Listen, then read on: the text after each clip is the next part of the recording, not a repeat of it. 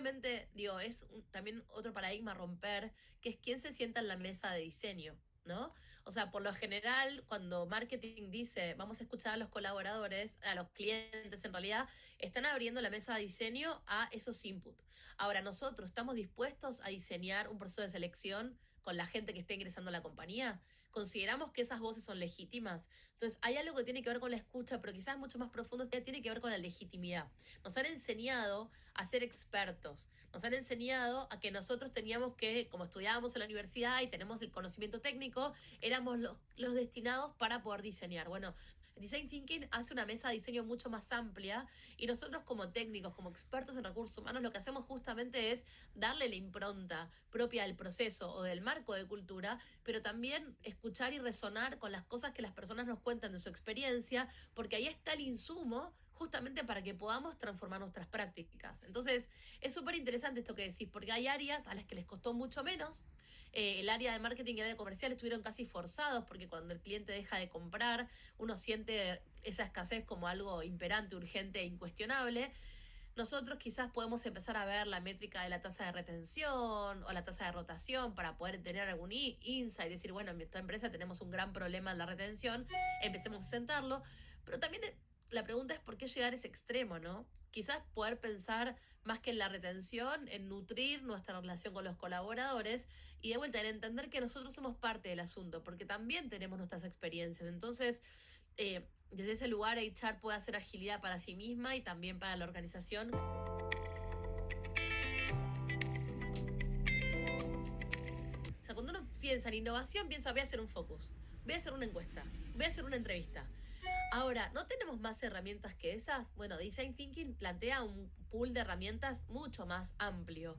Casi diríamos que tenemos entre 50 y 60 herramientas para intervenir y para lograr recabar esa información. Entonces, cuando yo trabajo mucho con equipos de HR, lo que vemos es esto, es la redundancia herramental. Si yo uso siempre las mismas herramientas, y entonces, para conocer la realidad desde otras ópticas, desde otras miradas, ¿cómo amplío mi mirada? Si siempre cuando pienso en cómo intervenir en la realidad, utilizo el kit de las tres herramientas que todos utilizamos. Bueno, lo mismo, entrevistas, que ya la gente está harta de responder, encuestas, que la gente ya está harta de responder, y focus group.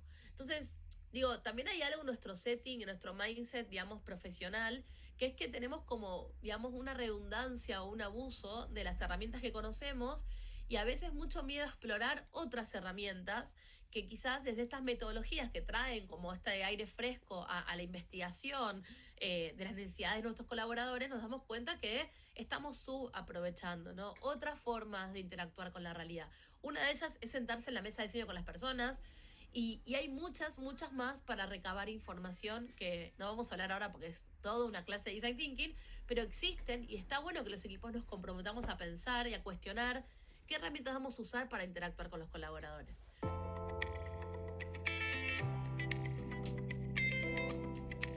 Bueno, en principio, conocer el proceso de design me parece que es clave para entender si se adapta y resuena con las formas de trabajo de las áreas. Digo, en ese sentido, design tiene un formato muy particular que, digamos, es poner a las personas en el centro, que ya es una decisión, y además ponerlas de cierta forma, que es empáticamente.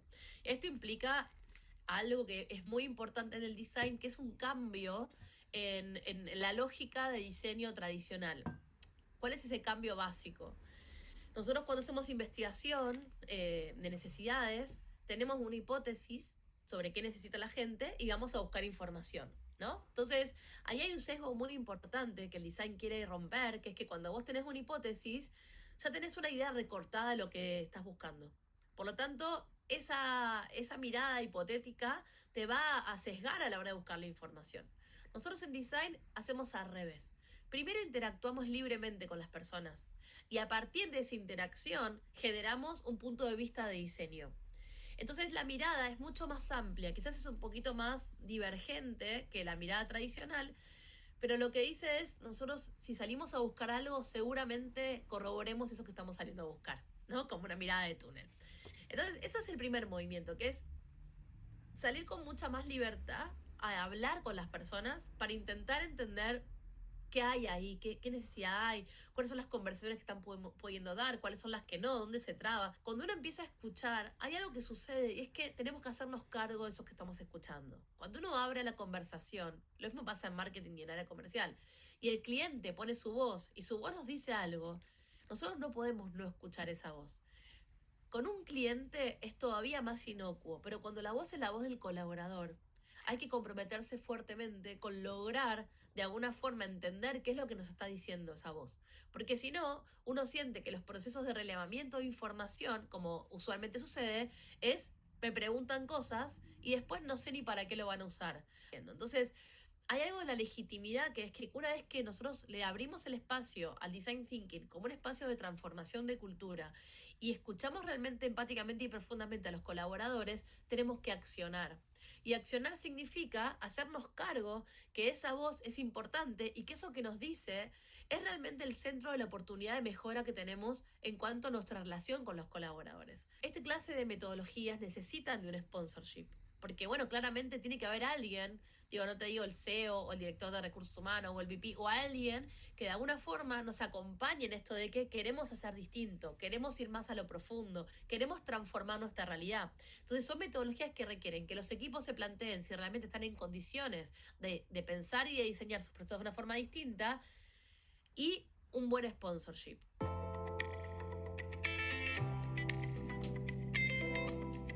Cualquier proceso de recursos humanos puede ser transformado y redefinido con design, sí, incluso los más duros, incluso los más blandos.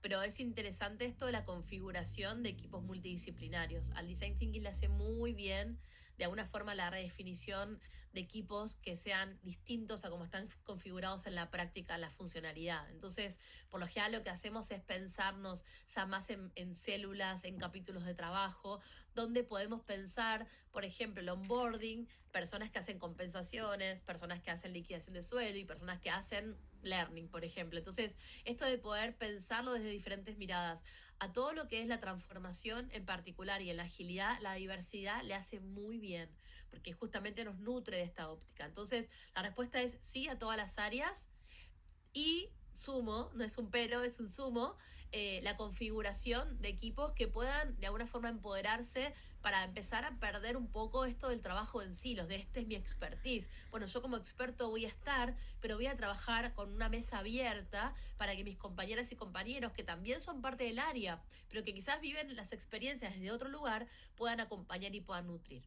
La expertise técnica en design thinking se adquiere con una formación que es una formación blend entre algunos conceptos y prácticas. Por lo general aprendemos diseñando un proceso. Cuando a mí una empresa me contrata para diseñar, para enseñar design thinking en un equipo de HR, yo lo que hago es trabajar directamente con un proceso, que podamos trabajar como un modelo de aprendizaje. Entonces ya el aprendizaje es conceptual pero también práctico. Y creo que es importante eso, animarse a probar un experimento pequeño que nos permita transformar algún proceso que nos parece interesante, urgente o que quizás por mínimo nadie va a percibir y usarlo como territorio de experimentación.